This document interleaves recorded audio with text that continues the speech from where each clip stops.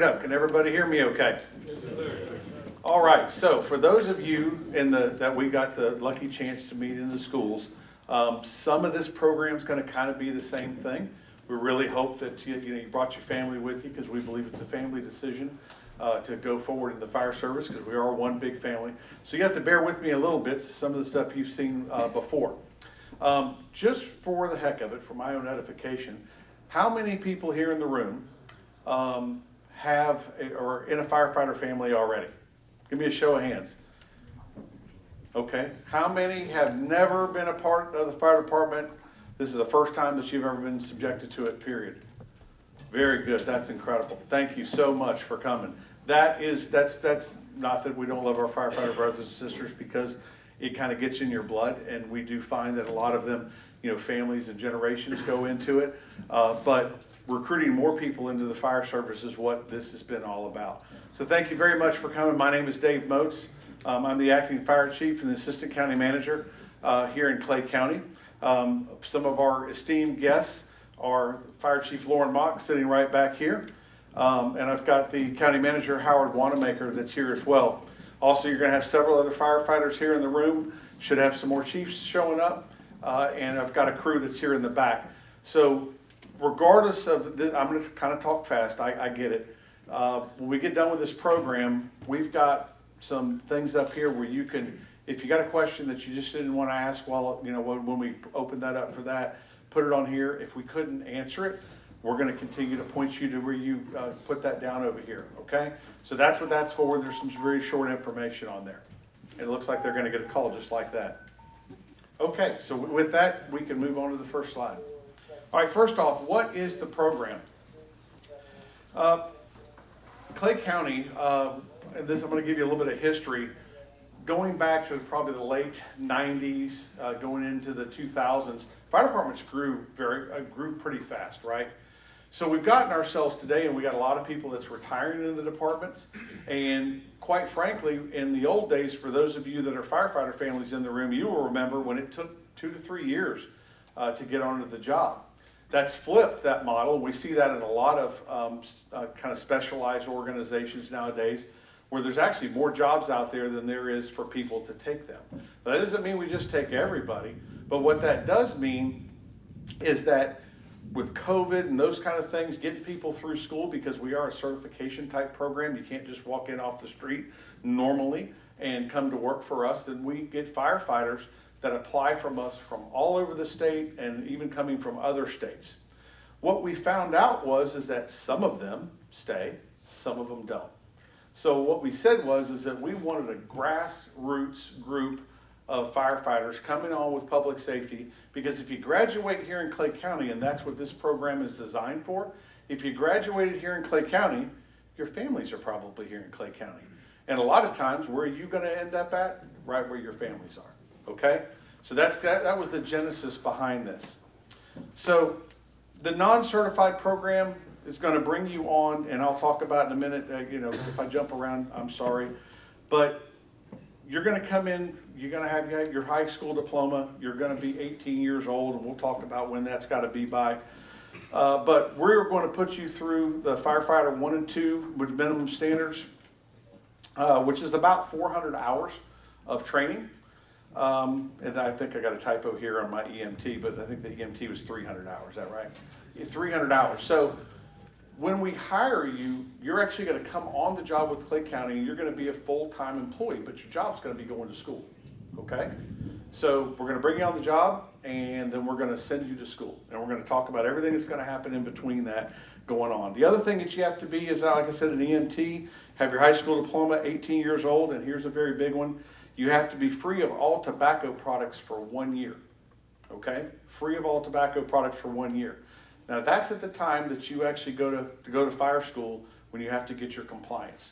So you can ask us individually questions about that kind of thing as we go forward, but that's something you got to know, because you're going to sign an affidavit that says that. Okay? Next, we've got a video. So those of you that have already seen this video, it's going to be a little loud to start out with. That's to grab your attention, but it's pretty short, okay?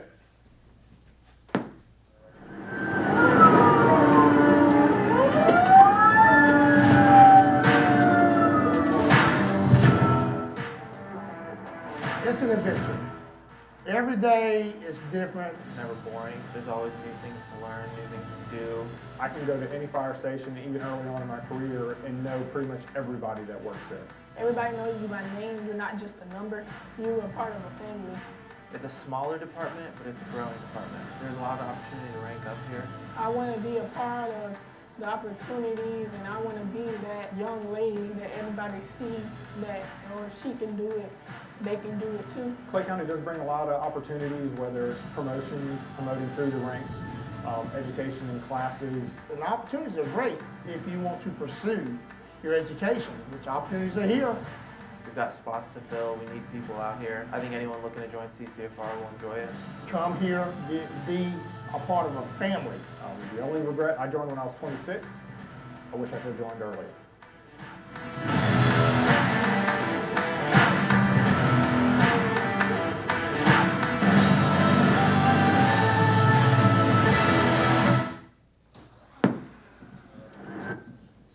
All right, so here's what I want you to know about that. It's a great segue when he talks about, boy, I wish I would have started earlier. I'm going to go a little bit to myself because I actually started, I was a state certified firefighter in 10th grade in high school. That's before they had a standard where you had to have your high school diploma. But I very much was like you, starting out very, very young in my career. It's a fantastic thing because what you'll find out as a firefighter that we typically do about 25 years and then we do 5 years on a drop.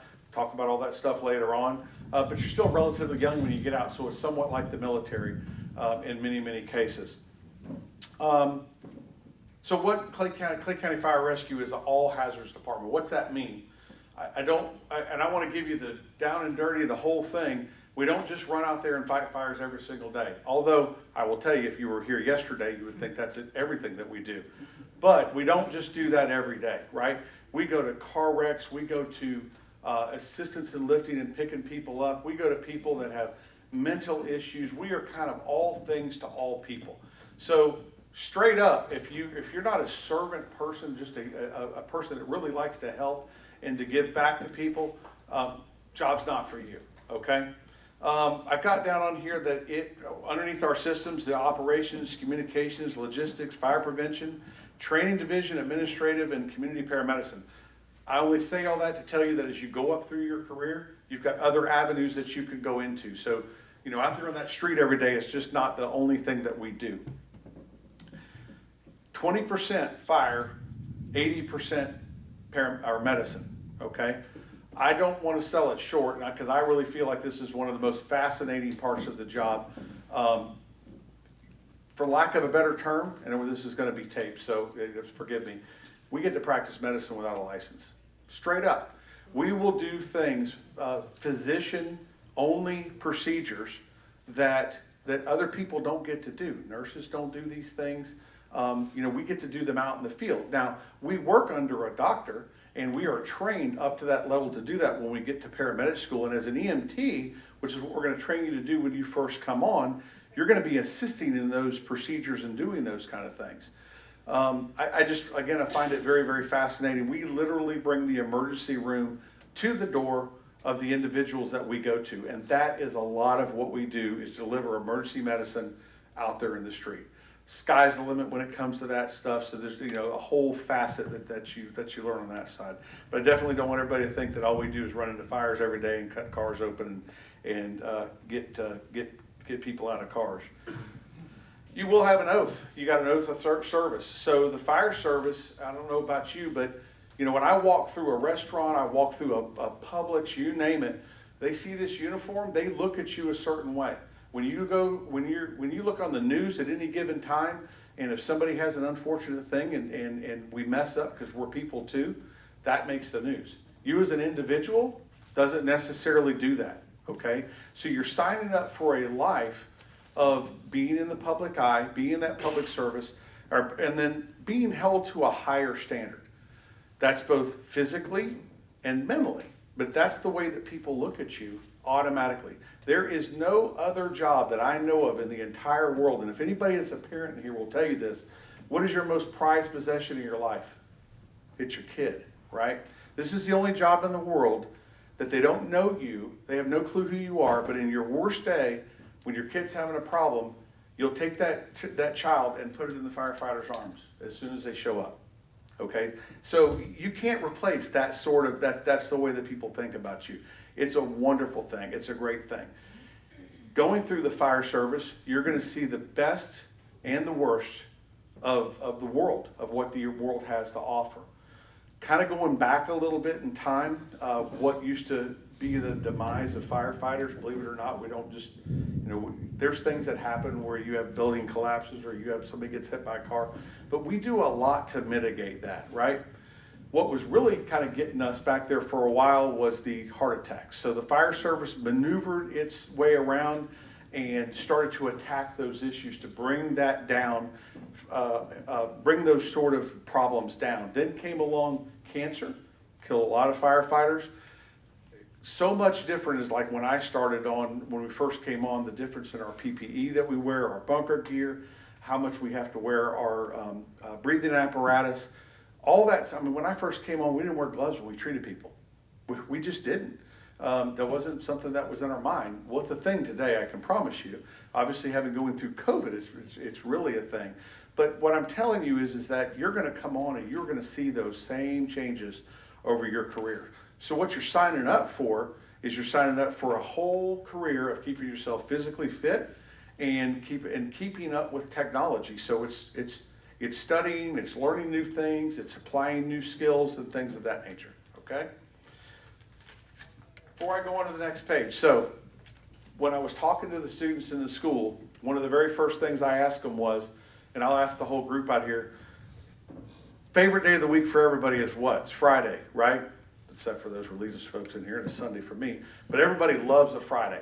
And usually they look at me and say, I love Fridays. I says, well, how would you, every single day you go to work, how would you like that to be a Friday? Because as you're going to hear later on in this, we work a 24-48 schedule. It's 24 hours on, 48 hours off. Every single day that we go to work is a Friday. We get off 2 days. We're able to do things like what's called swapping time.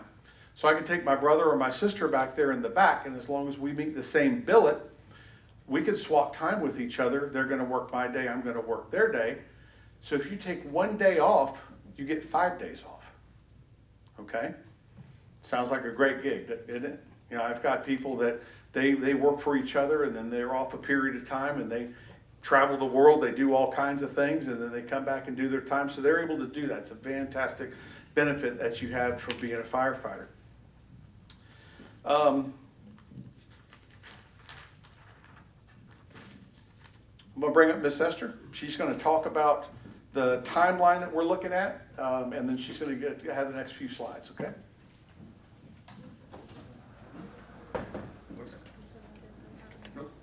So I'm Esther, Administrative Assistant to the Fire Chief, to the Public Safety Department. I may have met a lot of you at the high schools. I do remember some faces, obviously some other folks not. So like Chief Boats had mentioned, we kind of went over some of this stuff when we did visit the high schools, but for the vast majority that are here that haven't, we are going to review that stuff again, okay? So on our next slide is an intended timeline. Just a snapshot of it. The words are a little bit small, I'm sorry. Of what we're looking with the process. So obviously in the month of July, which we're in right now, will be when you guys take a fire team test with the National Testing Network. And I'm going to talk very briefly on what that is and what it looks like on some of the next slides, just going over this timeline with you guys, okay? Once you take the fire team test, they will score it, and they will send that over to our personnel department, okay? That's going to happen this month. I'll share with you the information on how that's going to work. In the month of August, we are going to review all the applications that are submitted, all the tests that are taken with National Testing Network by our personnel department, and they are here if you do have any questions towards the end, okay? Also in the month of August, they will then provide notice to those that have successfully went through this screening process through the fire team test, okay? The fire team test is a tool that we're using to screen applicants, okay? You will still have to fill out an application with the Board of County Commissioners. That's just our general process, like through our website. So they will provide those that move on with the process with the link to be able to do that, okay? You're also going to be going through a panel interview. It's not going to be as extensive as some of and if you have questions on what a regular panel would look like, we do have some of our rookies here that may have recently gone through that, and you can ask. It won't look as extensive as that, but you will have to go through a panel interview as well, okay?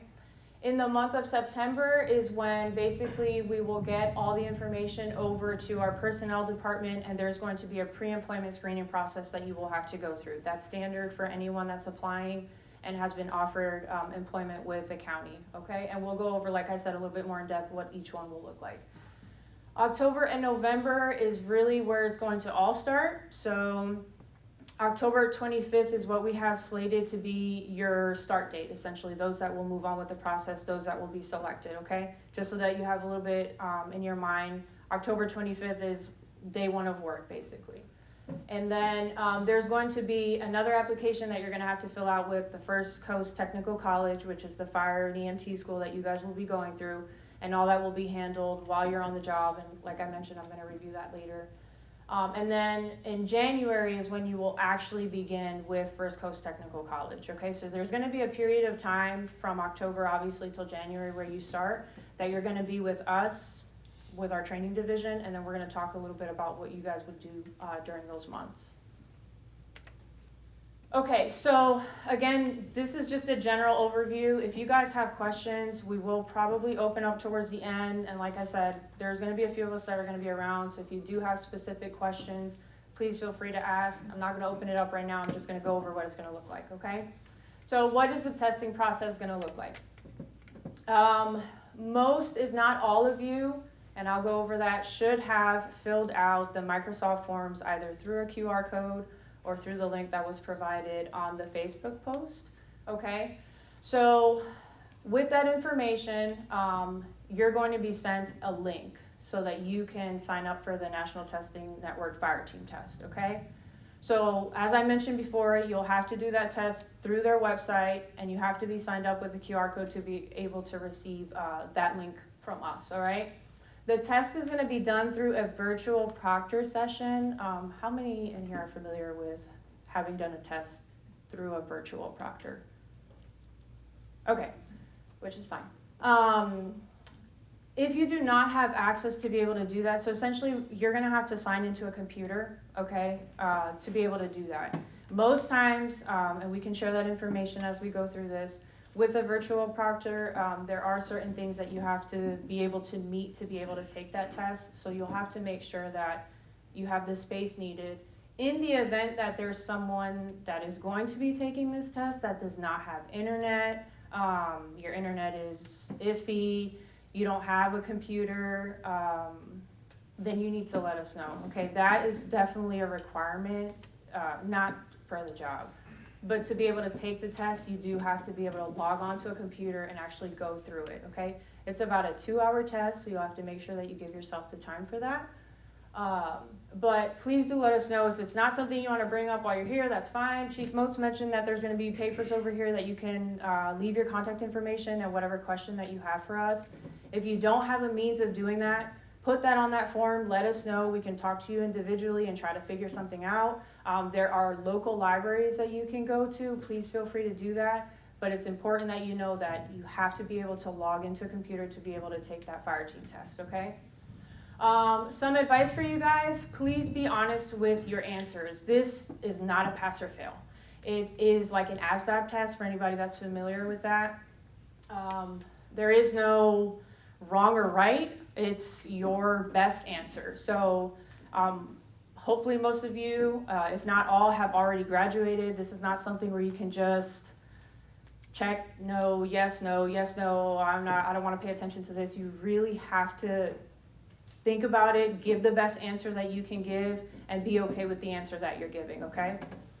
Another tip, do not wait until the last minute to sign up for the test. So when you're taking these actually have to be scheduled. So if there's no availability for you to do the test because you waited till the last day, there really isn't anything that we're going to be able to do to help you. So I will go over some dates towards the end, okay, of when the time frame that we're actually going to have open for you guys to take it. But you have to be diligent and make sure that you're not waiting until that last day. Because like I said, if you sign up into the online and they tell you they have no slots available, there's really not going to be any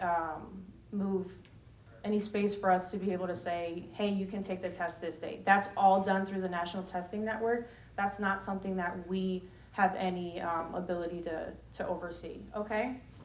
The fire team test was developed to measure specific aptitudes important to the occupation of firefighter and emergency response personnel. So like I said, that equates to a civil service test or an ASVAB test for anybody that's familiar to those kind of things, okay?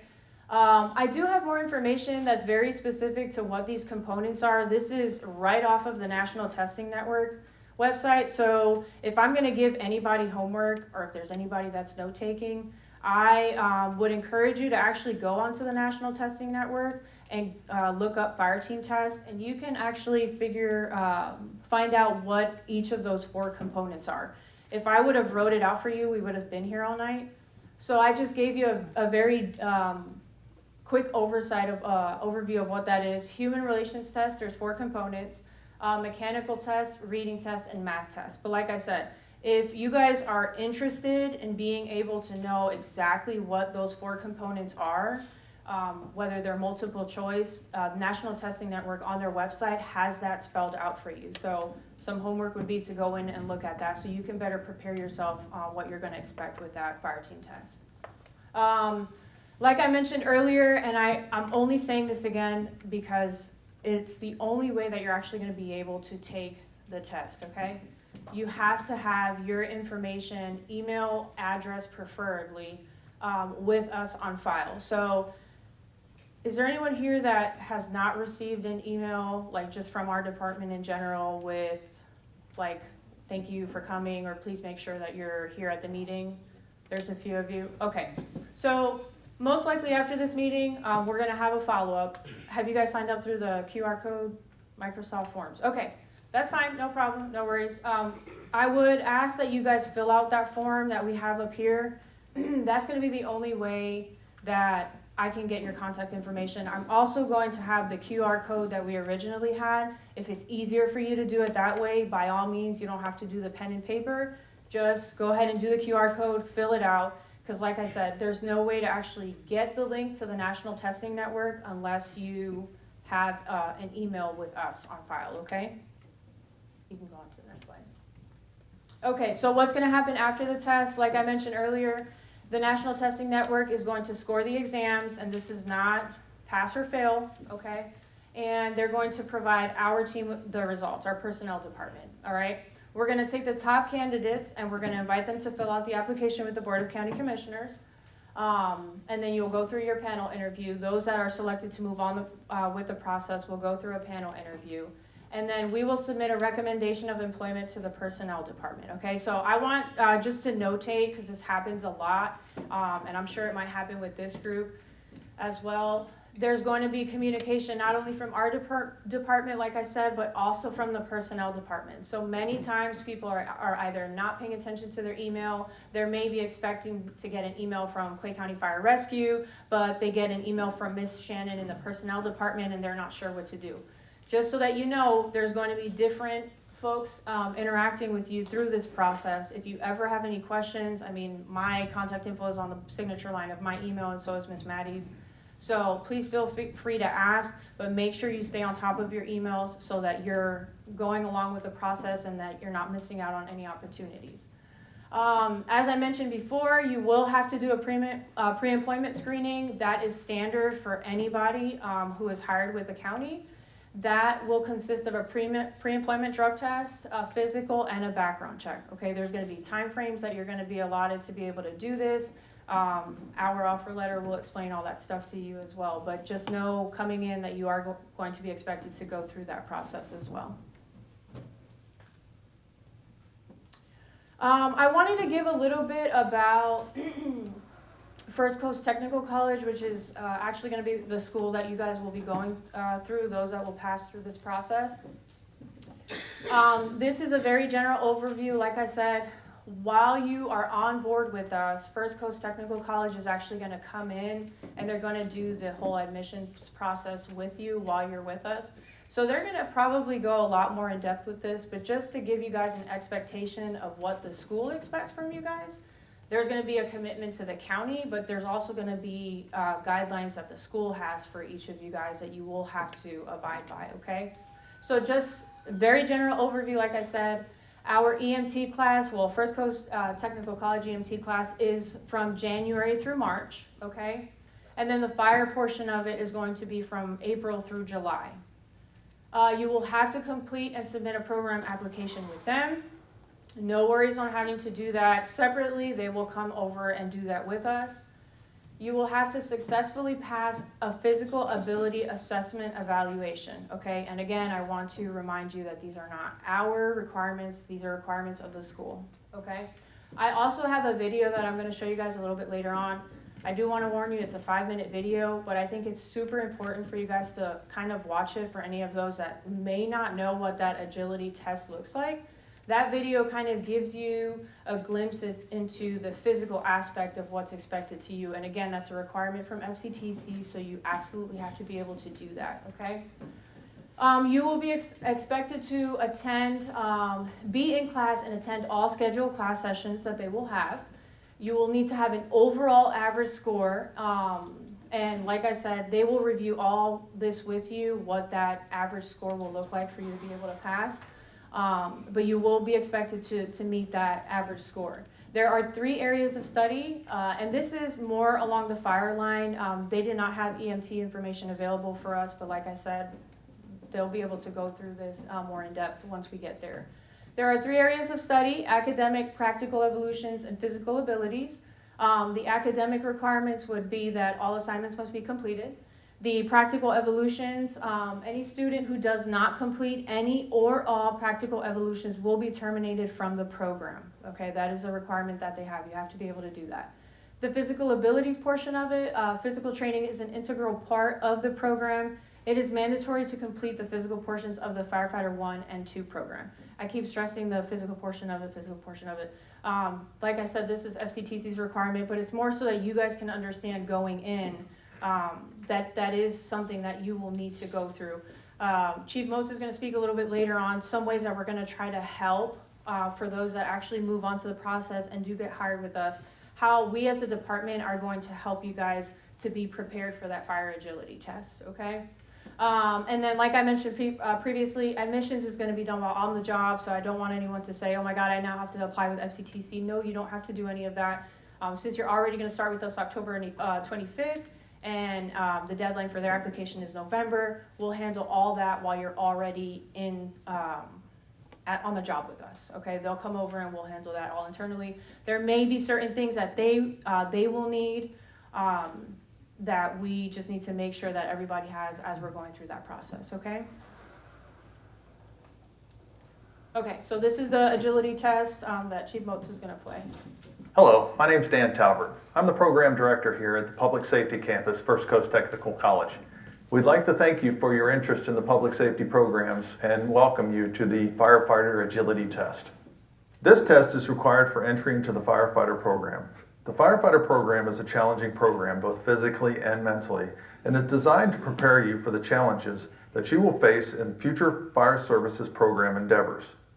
The agility test will consist of 2 portions. The first portion is a 2-mile, 30-minute walk, and the second portion is a 5-task, 7-minute agility test designed to simulate basic firefighter tasks. There would be no shorts, sunglasses, electronic devices, or watches allowed during the test. Appropriate footwear such as athletic shoes or station duty boots should be worn. Your agility test will begin with a 2-mile walk that must be completed in 30 minutes or less.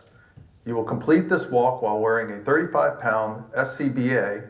No running is allowed at any time. After successful completion of the 2-mile walk, and after a mandatory 15-minute rest period, you will move on to the 5-task agility test. The 5-task agility test must be completed in 7 minutes or less. You will complete these tasks while wearing a 35-pound SCBA. You will also be wearing work utility gloves. You may wear your own helmet and gloves during the test, or if you do not have any, they will be provided for you.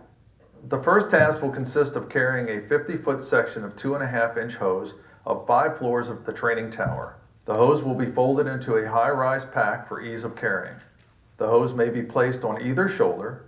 You must hold the handrail at all times, and you must touch every step while walking up and down the tower. You may not skip steps, and you may not run. When you enter the 5th floor of the tower, you will gently place your high-rise pack onto the area marked with an X and proceed to the second task, the hose hoist. The second task will consist of hoisting a rolled 50-foot section of 2.5-inch hose of 5 floors of the training tower. You begin this task by positioning your feet behind the line and grasping the rope firmly. You will then pull the rope towards your body using a hand-over-hand method. Both feet must remain on the ground behind the line during this process. At no time may you step on the rope or wrap the rope around your hand or any other part of your body. Once the hose roll has reached the window ledge, you will walk towards the window while maintaining control of the rope. You will then reach over the window ledge, grasp the hose roll with both hands, and lift the hose roll up and over the ledge. The hose roll may not touch the window ledge or hose roll device during the process. You will then gently place the hose roll onto the ground and proceed back to the high-rise pack. The high-rise pack again will be placed onto your shoulder and carried back down the stairs at the same manner you went up. When you have reached the bottom of the stairs, you will gently place the high-rise pack onto the ground and proceed to task 3, the Kaiser sled. The third task will consist of moving a weight from one end of the sled to the other using a 10-pound dead blow hammer. While keeping your feet in front of the weight, you will strike the lower center portion of the weight with the hammer using a short chopping motion until the weight reaches the opposite end of the sled. At no time may the hammer swing above the height of your head. The instructor will notify you when the weight has reached the opposite end. When notified to stop, you will gently place the hammer against the sled and proceed to task 4, the hose pull. Do not throw or drop the hammer. The fourth task will consist of pulling a charged 1 3/4-inch hose a total distance of 75 feet. You will begin this task by placing the nozzle over either shoulder. The nozzle should be well in front of your body at approximately waist level. At no time should the nozzle be allowed to touch or drag the ground. It is recommended that you position the hose across your body. You will pull the hose by leaning forward and walking the 75-foot distance without stopping. You may not run during the task. The instructor will notify you when you may stop. When notified to stop, you will gently place the nozzle onto the ground and proceed to task 5, the victim drag. Do not throw or drop the nozzle. The fifth and final task will consist of dragging a 165-pound victim a total distance of 100 feet. You will begin this task by lifting the victim into a sitting position and squatting behind the victim while bending at your knees, not your back. You will then wrap your arms around the victim's waist. It is recommended that you interlock your fingers or grasp your wrist to maintain your grip around the victim's waist. Once you have a firm grip around the victim's waist, you will use your legs, not your back, to lift the victim until the victim's feet are touching the ground. You may then carefully walk backwards until you are instructed to stop. Only the victim's feet may drag the ground during the process.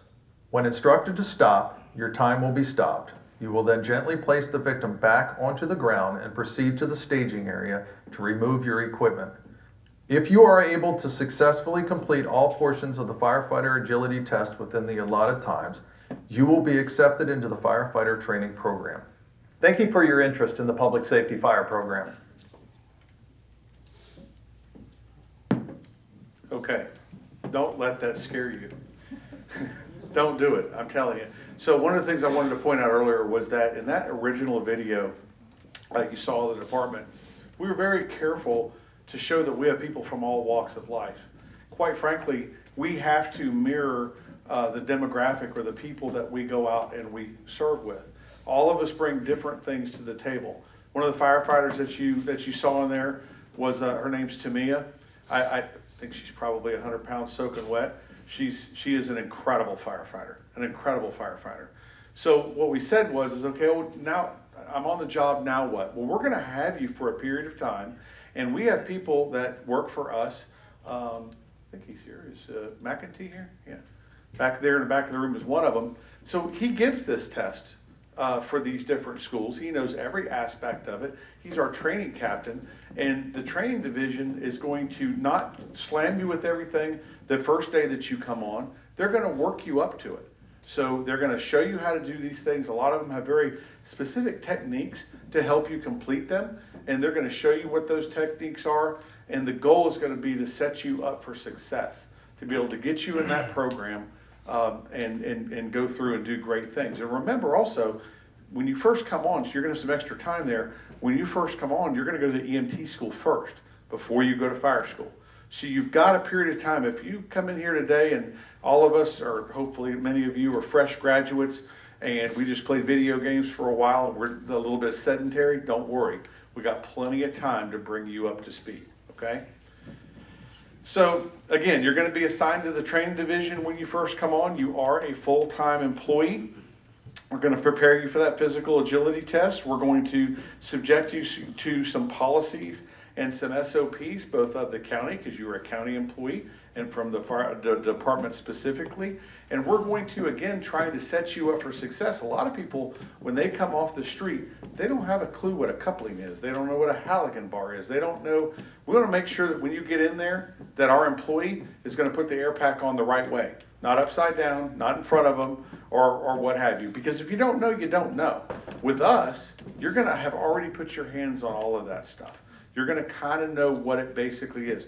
We're not going to teach you before you go to school, but you're going to have a pretty good idea that when they hold up a piece of equipment or something that you're going to be working with, you're probably already going to know what the name of that is, and you're going to kind of know what that's all about.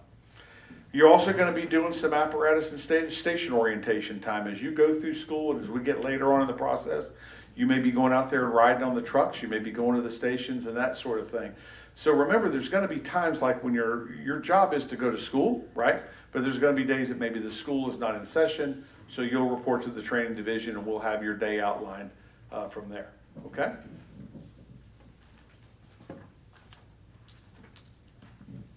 So in summary, 18 years of age, basically at the time that you fill out your application with FCTC. You're going to be a full-time employee with the county. Your salary is going to be $15 an hour. And you're going to be on a 40-hour work week. We're going to talk a lot about that $1 an hour thing. Don't let that freak you out to start out with. But at the end of the day, you're going to come and get paid to go to school. We're paying for all associated fees with school. We're going to get the gear rented basically from the school because we don't want you to mess up your awesome stuff that you're going to get when you go on the street with us. But all that stuff's going to be taken care of. You're not going to worry about any expenses when it comes to that. You are going to have to provide your own transportation over there, because that is your place of work. So it's over in St. Augustine. So that's where you're going to be showing. When you show up for work, you're going to be showing up over there. They're going to be working with us as far as that accountability process. And if for some reason you have to have a sick day or you can't make it or whatever, but make no bones about it, this is an endeavor that we're doing together between both of us. But we're not going to manipulate our policies, and they're not either. So there's a certain amount of things and a certain amount of attendance that you have to have. You have to have that. And it's important because if you can't complete the program for both fire school and EMT school, that is a job requirement for you to maintain your job. Got me? Okay. And that's that part. Okay. So now you made it through the program, you're going to show up here and you're going to work as a firefighter. We talked a little bit about money earlier and about benefits and all those type of things. So we have a bargaining unit there with the IAFF. We have a contract. I'm not going to go super deep into the stuff, but I do find, and our personnel department is going to come up and talk about some things, but part of the beauty of public service is a pension. A pension's a big deal versus like a 401k or that sort of system. So they're going to talk a little bit about that, so I'm not going to get it too hard.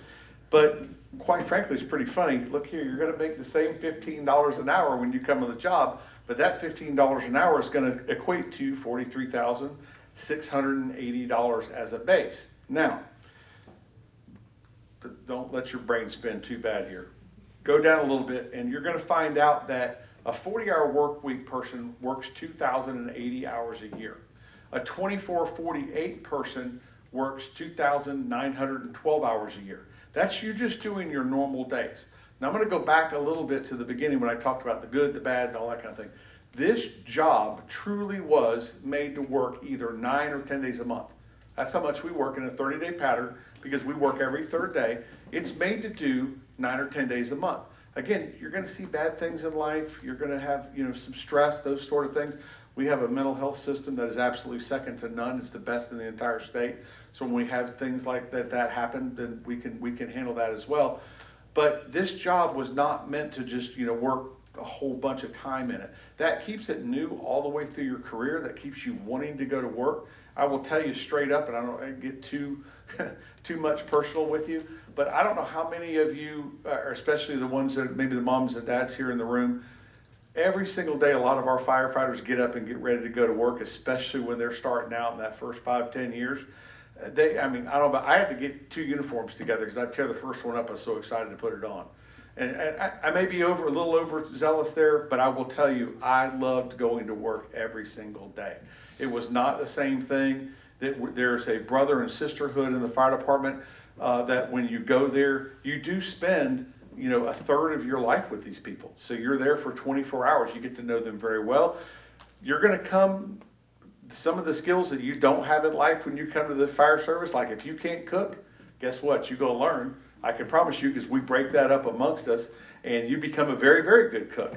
I literally have had firefighters show up, and mom still packs their bag before they go to work and things of that nature. They grow up very, very fast, but that's not a bad thing. And again, y'all are families. So parents have a problem with you, we can kind of reach out and take care of you, or vice versa. We can use mom and dad back and forth that way. So anyway, 43,680. You're never going to make that. That's what the base is. And the reason why you're not going to make that is because when you work over 53 hours a week, the federal government says that we have to give you overtime. So if you just work your normal schedule, and the way we work is we work a 120-hour paycheck, 120-hour paycheck, and a 96-hour paycheck.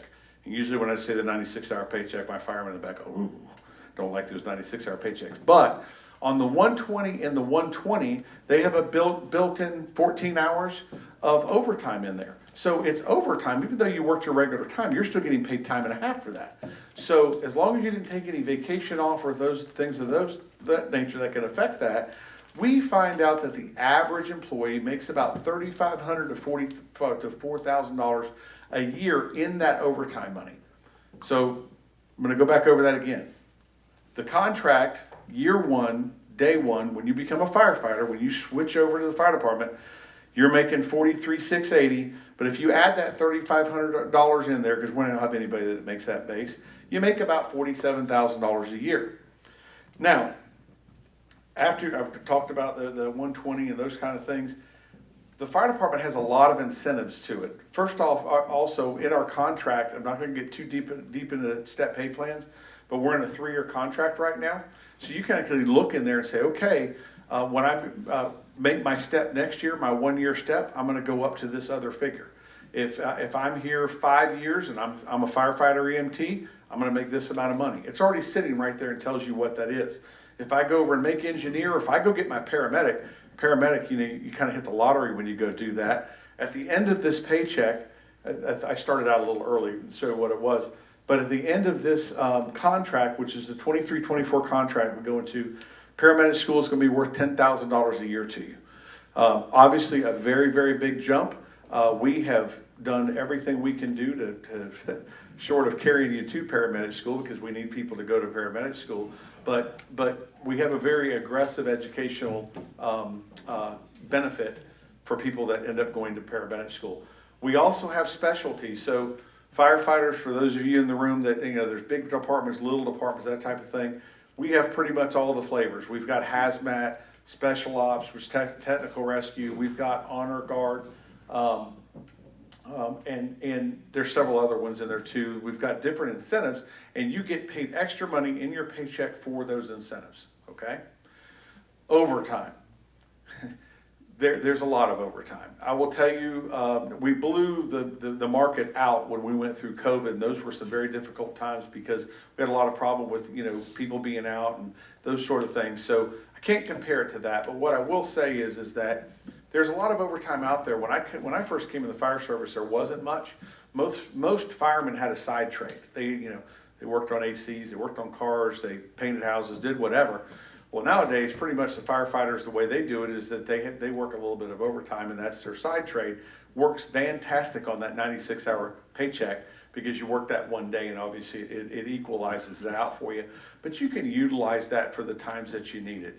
Again, we don't like to see people work tons of overtime, even though I do have people that do that. Used in moderation, you can make a little bit of extra money doing that. With that, I'm going to bring up our personnel person to talk about some of the fantastic benefits. And again, you will come on as a full-time employee, so you get full-time employee benefits from the first day that you come on here. Thank you, Chief.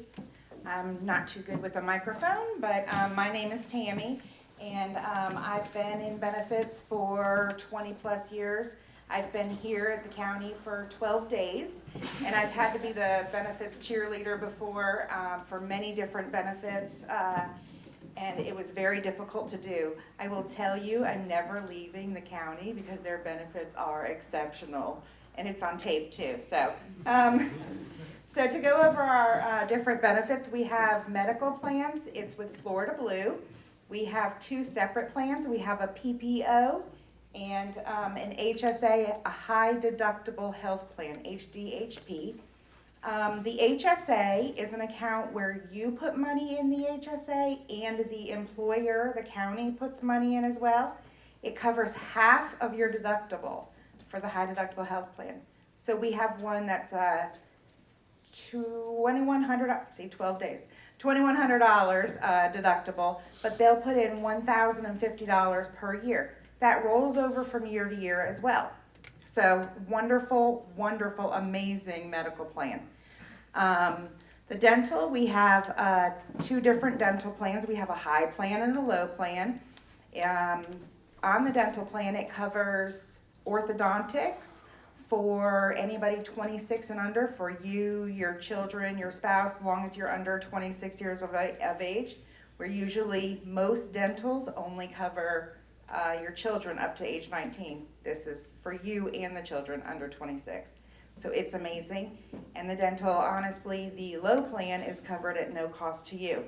So make sure you sign up for that one. Vision, we have a company, Superior Vision. It's a basic vision plan. If you do wear glasses, it's wonderful to get. If you don't, that's a personal decision, honestly. Okay, so now we go on to the FRS. The reason why I absolutely love this place is the retirement. It's Florida retirement. There's 2 different types of retirement. I know you're probably not thinking about retirement right now. I'm not either. But 2 different types of retirement. We have the investment plan, which is how much money do you want to put into this plan? It's a defined contribution. You put in X amount every single time. After 1 year, you're fully vested, and you can then, when you retire, have that money to you. One time, here you go. You can buy your boat, whatever.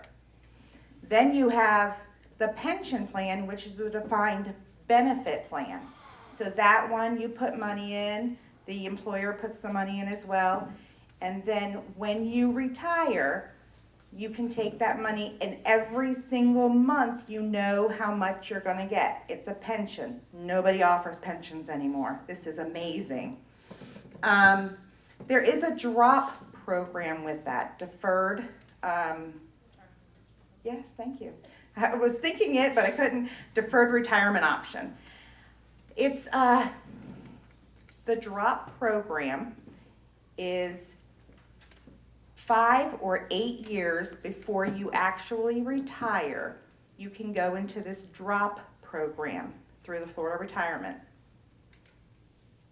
You are actually retired as of that day, but the money goes into an account where it gains compounded interest. So let's say it's $1,000, just because I can't add, $1,000 every month that you would be receiving. You don't get that money, but that money goes into an account. It earns all the compounded interest over time.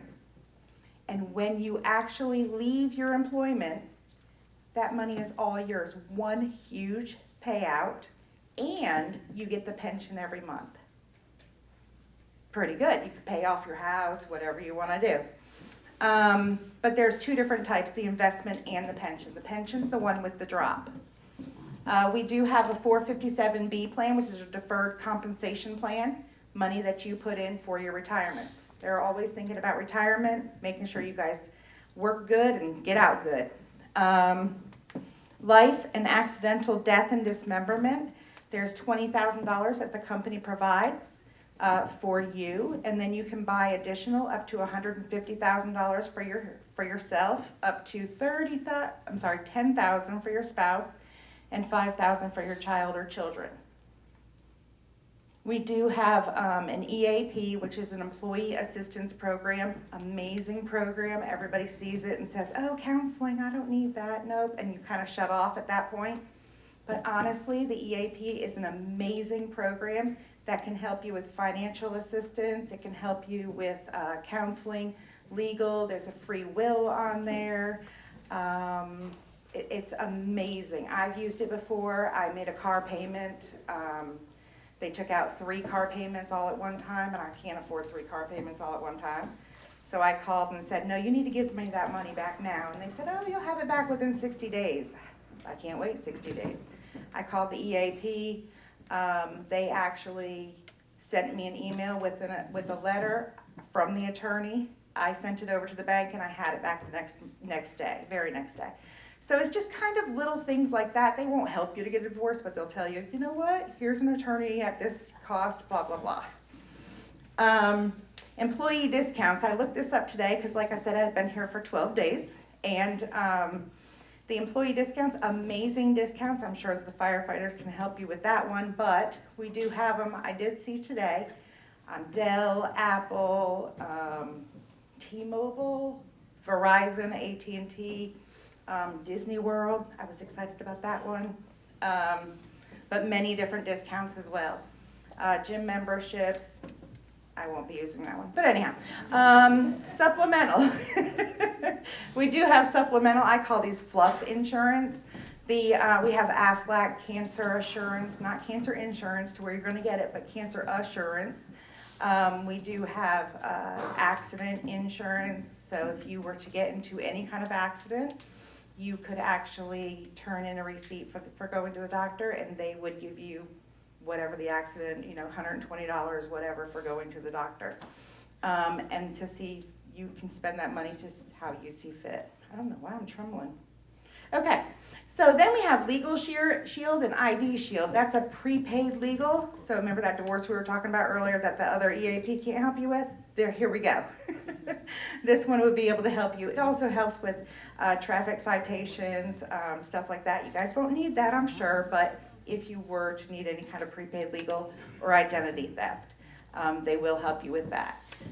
There's so many more things. Like I said, I've had to be the cheerleader for the benefits for awful companies, awful benefits, not awful companies, but awful benefits. And seriously, this is an amazing, amazing program that they have here. Unmatched is what I can say, because I've been at several companies, and it is amazing what they have. And the cost of the benefits is very nice. Very nice. So I'm sure it'll change by the time you guys get in here, because we have our open enrollment in November, December. So when you get in, it'll change a little bit, but we're not anticipating huge changes. So I'll be around. I tried to make sure that I high leveled it. Like I said, you guys probably aren't thinking about pension and retiring right now, but there's a lot of questions, I'm sure, the parents. So I'll be around if you guys have any questions. Thank you so much. The only thing I'm going to expand on what she said was, because this is a department internal thing that they don't necessarily have in the general county employees, is under the EAP section. We actually have contracted with a company called Command Counseling.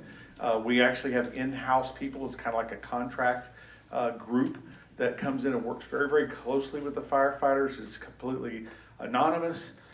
We pre-pay for pretty much everything that you need in that program. Again, it's second to none. You'll learn a lot about that coming on. Now, I know. Most of you that just graduated or the target group that we're looking at for this, you glaze over when you see this stuff. You really could care less. I will tell you, when I first came on the job, I don't even know I could really tell you what I made, because I was actually getting paid to do something that I absolutely love to do for a living. You're going to be the same way, but know something that later on in life, when it does get to that area of retirement, and I've got at least 2 to 3 people in this room right here that are on their second retirement doing something else, they're going to tell you that that's where the fire service shines fantastically, and you really will be set up well. And she is right. I'm in my 36th year now with Clay County, and they have been second to none on the benefit side of the equation ever since I've ever been here. So that's it for that. I'm going to bring Miss Esther come up and talk about some important dates to remember. We're going to wrap it up here. Okay, so I mentioned earlier that we were gonna have some more date-specific stuff. This is really just gonna be, again, we already went through all of this, but now I'm giving you actual dates. I do wanna throw out there, though, that this is an intended timeline, okay? This is what we're hoping to be able to have you guys do date-specifically, but just understand we are public safety, so if, God forbid, we don't want this to happen, but we were to get some type of tropical storm or something like that that kind of gears us towards that, then this may affect the timeline a little bit, okay? This is what we're hoping for. We're going to do our best to stay on top of this and remain in communication with everyone if something were to change, okay? That's why it's super important again, that we have your contact information to be able to communicate these changes with you. But this is the intended timeline, okay? So like I mentioned before, you'll have to take a test, which is the fire team test with the National Testing Network. We have the 21st to the 28th of July for you guys to be able to do that. All right, that's what we're looking to do. So what'll happen is, like I said, we'll send you guys the information, and then that is gonna be open for you to do from the 21st to the 28th. Another reminder, like I said earlier, do not wait until the 28th to do this, because it's based on availability of what the National Testing Network has open for you to be able to take these exams, okay? From the 7th to the 11th of August, we will have our, and it says HR, but it's personnel, that they will send the link of the application, the Board of County Commissioners application, for you to fill out, all right? So in that time frame, National Testing Network will send over the scores, we'll take those top candidates. Those folks will be sent a link to the application for you to fill out with the county, all right? That application will need to be filled out no later than the 15th of August, okay? So we'll have some time for you to be able to do that. It's a very, general application, asks you for work history, things like that, your information that you'll have to put in there, and any attachments, if any, are needed. From the 21st to 25th of August is where we will review all the information received, all the applications that we have, and then we will start reaching out to those that we want to put through a panel interview, okay? That will happen from the 28th of August to the 1st of September. That is the days that we have slated for you to be able to come in, do the panel. It's really essentially going to be, these are the 2 days that we're conducting panels. These are the times that we have. This is 8, 9, whatever times we set up. That's how it's going to happen, okay? It's not going to be like an all-week kind of thing. We probably will have 2 or 3 days that we'll have slated to do that with specific time frames. We'll try to work with you as best as we can on time. But once we have those days set, those days are set, okay? We will then send the recommendation of employment to personnel by September 5th. They will start working on all their stuff. That opens the offer letter portion, so that at that point you will be hearing from the personnel department. You will not be hearing from the public safety side. They're going to send you an offer letter for those that move on with the process, and then that's where your pre-employment screening happens, all right? You are going to have until the 29th of September to do that. Your offer letter, and I will throw that out there now, excuse me, is conditional upon being able to pass the drug test, the background check, the pre-employment stuff that you will have to do, all right? So, again, same thing as the test. Do not wait until the 29th to go get your background check done, your physical. That stuff takes time. There are certain things that you have to do, so please do them early on so that that's not something that disqualifies you from moving forward with the process. And then, like I mentioned, the 25th of October is when you would be starting with us, with Clay County Fire Rescue, and be assigned to our training division. And then November 15th is the deadline, and that's not on there, but we'll review that with those that move on. The deadline for the application, excuse me, with FCTC. You guys won't have to worry about, like I said, doing anything with them. We'll handle that all in-house, but just so that you have that time frame. And then you will begin with FCTC in January. Okay, so this is date specific, but like I said earlier, if something were to happen, there may be a chance that that will change. Please make sure that you have your information with us. There's going to be a screen that has a QR code. So for any of those that haven't done that, please, please, please, I cannot stress that enough. We have used Facebook as a means of communication up until now, but email essentially is going to be the means of communication from today on. So please make sure that you either scan the QR code. If you don't want to do that, that's fine. Use the forms that we have in the front, but we need to have a way to contact you, or else we're not going to know how else to share information with you. So please make sure you're diligent in doing that. And like I said, these are the times that we're looking to do, but just keep in mind that things may change, and just be patient with us as we work through this. Okay, I know that was a lot of information. She keeps harping on time frames and making sure that you fulfill your obligations in the process. Why? Because even firefighters that we have that it's already certified, already taken their EMT, already taken their firefighter, they submit an application, they kind of, for lack of a better term, kind of halfway do that application. They don't provide all the information, or they don't provide the things that are needed. We're trying to go back and forth with them, and we're only going to do that so much to be able to get this stuff. That's the most common pitfall that we have. So take your time, go through these things, give personnel department, if they need a birth certificate, make sure they get a birth certificate.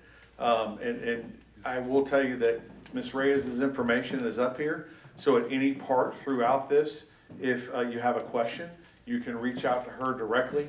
She's got both her email address and the phone number for there, and reach out to her directly with any questions that you have. There's your Q code. For those of you that swear that you do a Q code, it goes straight to China. Obviously, you can put your name up here on this list up here, and we're going to be able to have your information along with any questions that I can't answer here while we're in the room. So with that, what's your questions? Any questions? Yes, ma'am. So we don't have a cap on the applicants that we have, but we are looking to hire 20 spots, 20 firefighters. I'm sorry, and I was supposed to say what the question was she had, because we were going to bring this. And I'll also say, for those of you that know somebody that couldn't make it tonight, we're going to make this available online. So what she asked is how many applications we're going to take. And again, my answer to that was that we don't have a cap on applications, but our intended target group is 20 firefighters. Yes, sir. What if you already have your EMT certification? I'm sorry? What if you have your EMT certification already? What if you have your EMT certification already? We don't consider that a fault. What we will have to do is, if you make it through the screening process, then we will, again, you're still an employee at Clay County, we will find something for you to do during that period of time. One thing I didn't talk about earlier, we didn't talk a whole lot about the EMT program.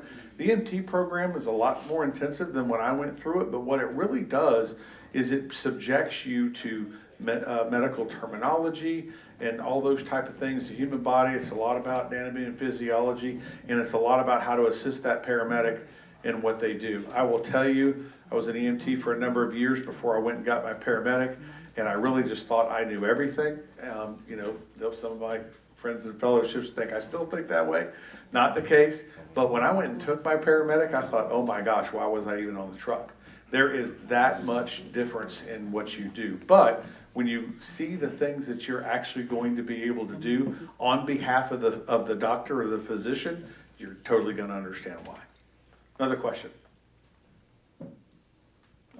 Go ahead, you back here. So is this program open only to class of 23, or is it more than that?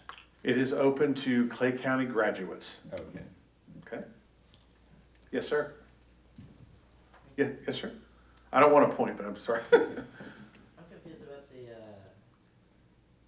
is this, while employed with the Clay County Fire Rescue, they'll put you through a fire and EMT school? That's correct.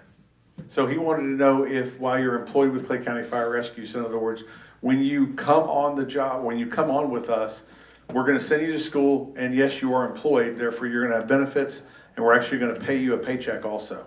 That was that question. The previous question had to do with what if you have EMT school? I'm sorry, I'm trying to get used to this part. What if you have EMT school? Is that going to be counted against you or what have you, and we just had to put you to fire school? No, it does not count against you. Yes, sir. So if you graduated in Clay County, you're still eligible for it?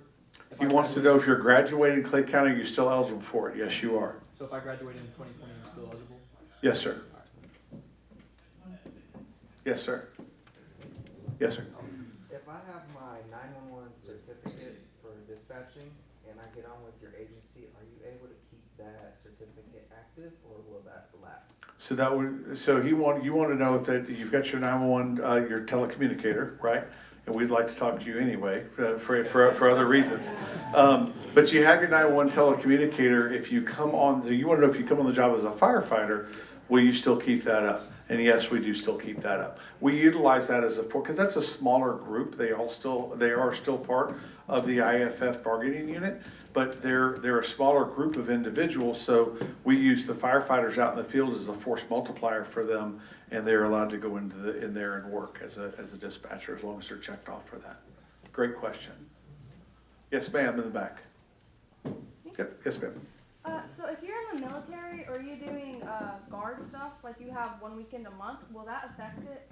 It does not affect it. Matter of fact, we have a pretty robust section, and what she wanted to know was if you're in the military, and I'm assuming that means in the reserves type situation, does that affect you in your appointment with Clay County? No, it does not.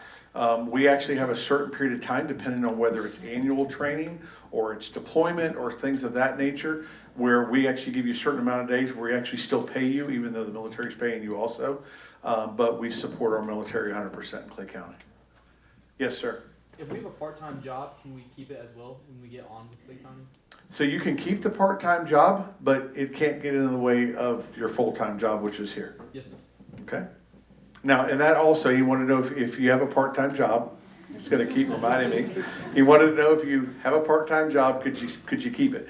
I'll expand upon that, and I'll also go that as you come on the job and you're actually a firefighter, you can still have other part-time jobs. You can even work for other county agencies, but you have to let us know that, because if there's a conflict, we don't allow you to work full-time for another like service. Why? Because we are, again, all hazardous department. Sometimes we can have a disaster, we can have those kind of things happen, and we can't have both departments dependent on you to come to work to protect the public. It's got to be one or the other. So you kind of got to draw your line in the sand and say, okay, this is where I go to. Another question. Great questions. Yes, sir, in the back. Early on, you said you have people applying from all over. What other states would you recognize Firefighter 1 certification from? So that's a good question. And he wanted to know that if you have certifications from other states, which ones would we recognize? I can't answer that question. That's a Florida State Fire College question, or it's on the Department of Health question on the EMS side. I know that they do accept the national certification for EMT and paramedic, and then the Florida Fire Standards. Honestly, they're pretty picky in Florida.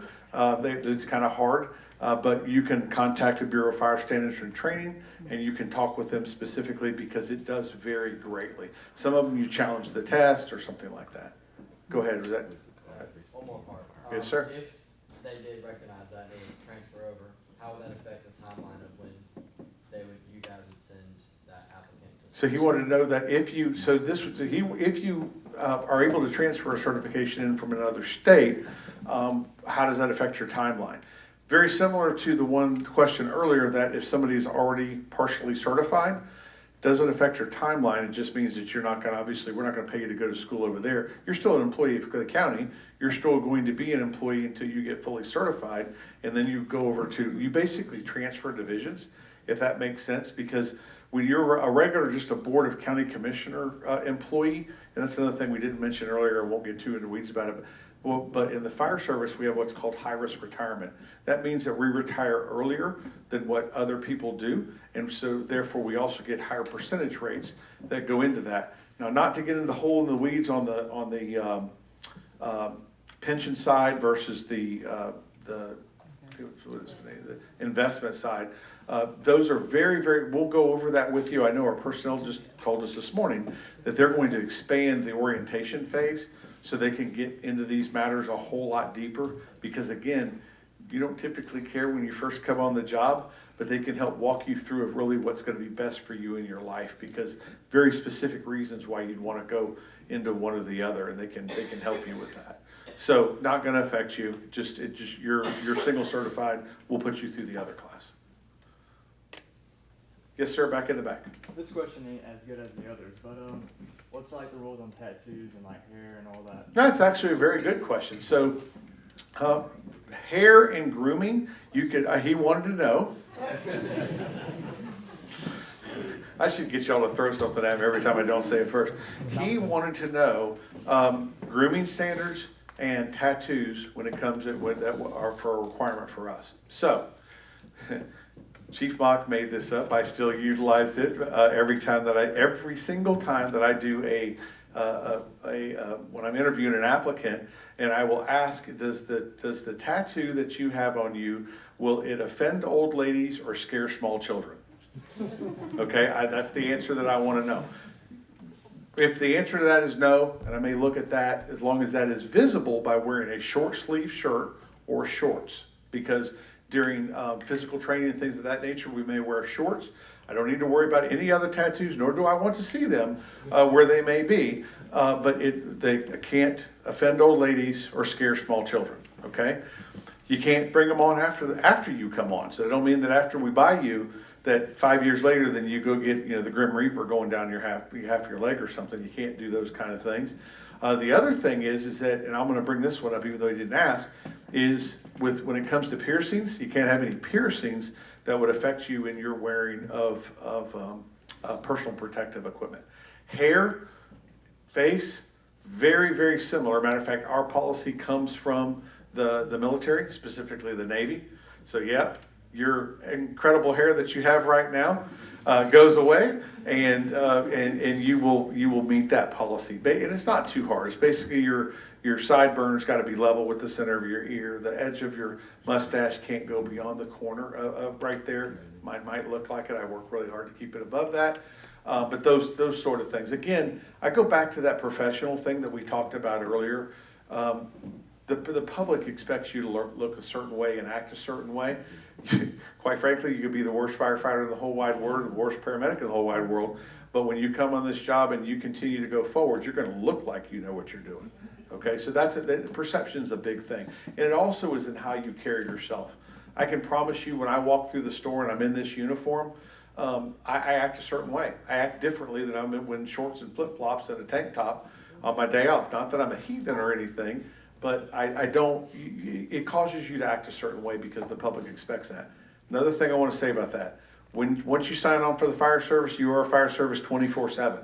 So if you have fire symbols all over your truck and you've got the personal firefighter tag and you've got the tag on the front that says you work for Clay County Fire Rescue and you're wearing the t-shirt that says you're a fireman and you get into the verbal altercation because the guy cut you off and didn't give you the spot or whatever, understand everybody's got a video camera, right?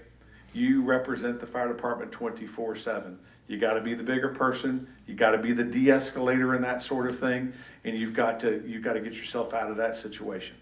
Okay, doesn't mean you can't defend yourself. Doesn't mean you can't do those things, but understand that you are held to that higher standard in the public. Great question. Did I answer all of it? Yes. Hair, everything. Got it all. Good. Another question. Yes, sir. So you spoke on the physical agility standard and the October to January timeline.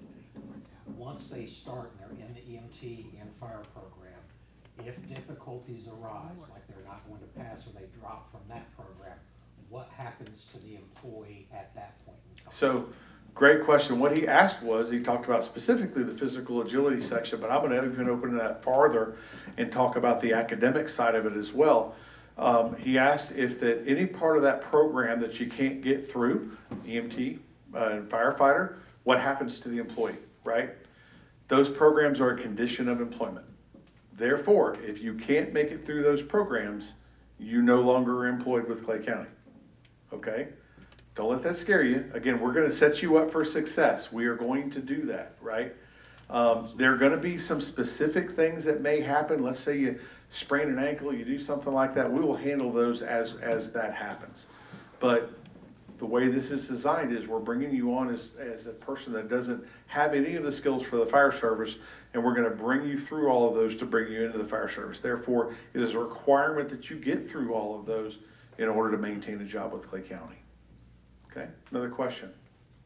Yes, sir. So when do you need to have your hair come off? What was the start date? October 25th. Okay, so he wanted to know is when you got to meet the grooming standard. When's the hair got to come off? By the 25th. By the 25th. That'd be right. Right now, here's what I'll say. You didn't typically really know what that policy was before you showed up. But I have no question in my mind that after you get through orientation and you get to one of these instructors that you see around here, they will instruct you very quickly on where you need to be at. So let me expand on that a little bit too. We handle all things for all people, male and female. Females must have your hair above your collar at all times. Okay, so whether that's in a bun or something like that to keep that up there, and it must not, on either the male or the female, it must not impede you putting on any of your gear. So you can't have, you got to be able to put your helmet on. It's got to be able to fit correctly. Okay, you got to be able to put your face mask on. It's got to be able to fit correctly. Haven't had it here, but I've heard of a situation where some individuals had a problem, maybe with shaving. They said, well, I'm allergic. I can't do this. Well, then you can't work in the fire service anymore. Okay, not with us. You may be able to work with somebody else, but you've got to be able to utilize your PPE and stay within the grooming policies in order to be employed with Clay County Fire Rescue. Okay, another question. Let's go all the way in the back. Yes, sir. I'm used to federal retirement. I've got a question on the investment part. Yes, sir. Is it like a thrift savings plan to where you put money into it, and after you got a certain percentage in, you can borrow your own money out of it and then pay it like to buy a car? And Okay, pay yourself back. So he's asking a question about the investment side. You're talking to the right guy because I happen to be on the investment side. Now I'll say over and all, I'm not going to downplay one system or the other. I will say that the pension side is a highly secure side to be in because the way Florida State Retirement does it is they actually allow you to move that money around into different funds as it's going in there. First off, you're going to apply a certain amount of money that goes into there. The county is also going to put a certain amount of money in there. So every month you're going to get a distribution that goes in there. But in answer to your specific question of can you take that money out? No, you can't. Not until retirement. Okay? Any questions? More questions? Yes, sir. Right here. So when the timeline is at a part of training that you're already at, what would you be, if let's say you're sent for EMT school and you have your EMT, what would you be doing instead? So that's going to be up to the training division. We will utilize you as cadet employees. He wanted to know if you're single certified and you happen to have one of the certifications, so you're not going to school with the rest of your cadre, well then we will have you as part of the training division and you will be doing public safety stuff while you're not going to class. Okay? Somebody over here had one. Yes, sir. I got a twofold question basically about the salary. Is that the salary for your firefighter EMTs? Like, will we be getting that, or maybe get a little bit less at a pre-certified level, and then once they get out on the street, then they get bumped up? So, and also that $15 an hour that's 24-hour paid. Is that the payroll adjust that 40-hour work? It's a great question, very complex, but I'll attempt to answer that. What he said was he wanted to know does your pay change when you go from going through school and those kind of things, and you're in the public safety cadet program, when you go over to firefighter, does your pay change? How does that change?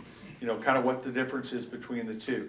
I actually find it very ironic that the 40-hour week person works only 2,080 hours a year, okay? So if you took a 24-hour employee, and there's an equation that's used to change it to a 24-hour schedule, a 24-hour employee, let's just say they make $15 an hour. If you equate them over to a 40-hour employee, they're actually going to make more money than that, okay? So this just so happens, and I know this kind of blows everybody's mind, you're making $15 an hour, but you're only working $2,080 a year. Therefore, you are not making that $47,000 when you're getting paid to go to school. When you're not a firefighter, when you're a public safety cadet, you're getting $15 an hour on a 40-hour schedule, right? That's a much lower figure. It's minimum wage, right? But remember, we're also giving you all your benefits. We're also paying for all your school. So we're paying you to go to school. So we don't want you to be destitute. We don't want you living off mom and dad anymore. So you should be able to handle, you know, your basic bills and things of that nature, but that's not your end all.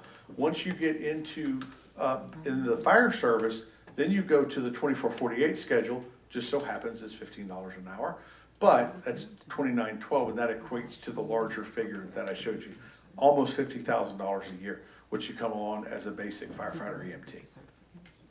I hope I answered that question. More questions? Okay, back here in the back, sir. Does the state of Florida have a firefighter pension fund like some other states? So he wanted to know, does the state of Florida have a pension plan like other states? Like Georgia has one that you pay into monthly. Yeah, I'm going to be honest, I don't know the answer to that. I can tell you that from what I understand, when it comes to pension plans, the Florida State Retirement System is listed is known as one of the best in the state. I can also tell you that some of my firefighter friends that have retired, they call me up and they just absolutely freak out and they go, I don't understand. I'm making as much money staying home as I was when I was working. What gives? Well, what goes into that is the fact that you're not paying like FICA and some of those other things that you were paying before. That doesn't come out of your check anymore. So they, in effect, as coin of phrase from Chief Mock, retire early, retire often. They basically pay you to stay home. Now, as a firefighter and our target group that we're looking for, you're going to retire very early. And most people work typically to Medicare age because they don't like paying for insurance.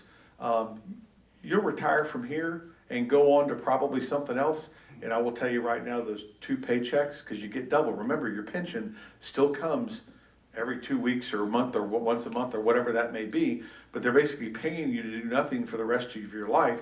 Plus you go out there and you work that other one. A lot of wealth can happen over that period of time. So I hope I answered that okay. Yes, sir. You don't get a social security check either once you retire, correct? Good question. He wanted to know, do we get a social security check when we retire? Absolutely we do.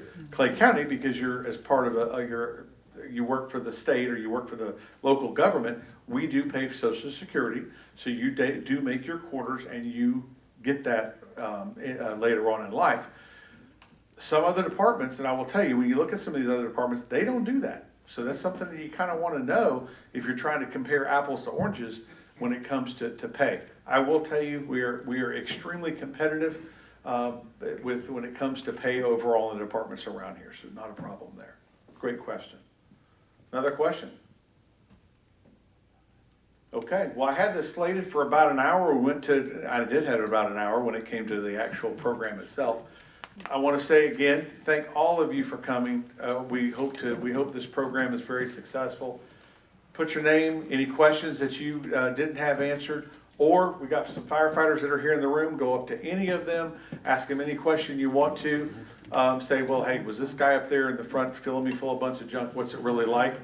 That's a truck that's active on duty right now. That's the battalion chief that's responsible for half of the entire county right now, and they'll tell you anything you want to know.